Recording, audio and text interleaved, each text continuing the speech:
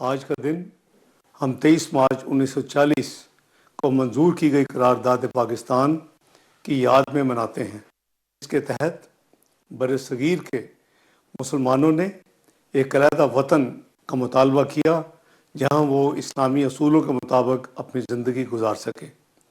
آج 23 مارچ کی اس یادگار تاریخ کو مناتے ہوئے ہم اپنے اسلاف کی غیر متزلزل جدوجہد، بصیرت اور عزم کو خراج تحسین پیش کرتے ہیں، جن کی کاوشوں کے نتیجے میں پاکستان ایک آزاد ریاست کے طور پر معرض وجود میں آیا۔ قائد اعظم محمد علی جناح رحمۃ اللہ علیہ نے تحریک پاکستان کی قیادت کرتے ہوئے بے شمار چیلنجز کا غیر معمولی استقامت، جرأت اور یقین کے ساتھ مقابلہ کیا۔ ہماری بہادر قوم نے اس قرارداد میں پیش کیے گئے وطن کے حصول کے لیے بے پناہ قربانیاں دیں۔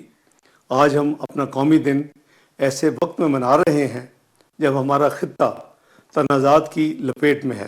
خطے میں جاری کشیدگی کے معاشی اور سیاسی اثرات ہم پر بھی مرتب ہوئے ہیں۔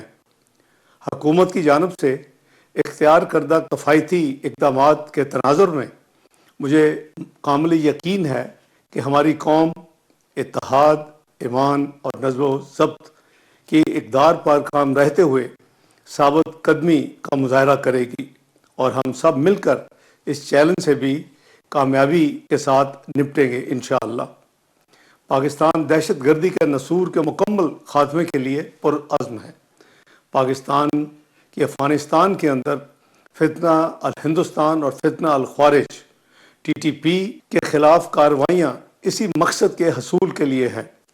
اس راہ میں ہمارے بہادر سپوت اپنی جانوں کا نذرانہ پیش کر رہے ہیں۔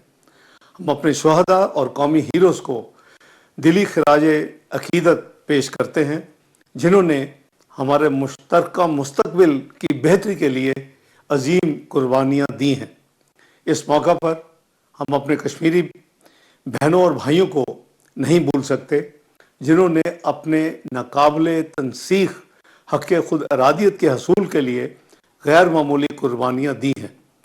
پاکستان غیر قانونی طور پر مقبوضہ جموں و کشمیر کے مظلوم عوام کو ان کے حق خود ارادیت کے حصول تک اپنی اخلاقی اور سفارتی حمایت جاری رکھنے کے عزم پر ثابت قدم ہے۔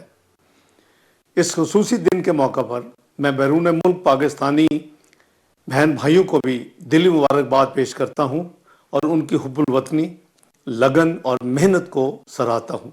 وہ ہر روز عالمی سطح پر پاکستان کی نمائندگی فخر کے ساتھ کرتے ہیں اور ملک کے مستقبل کی کامیابی میں اہم کردار ادا کر رہے ہیں۔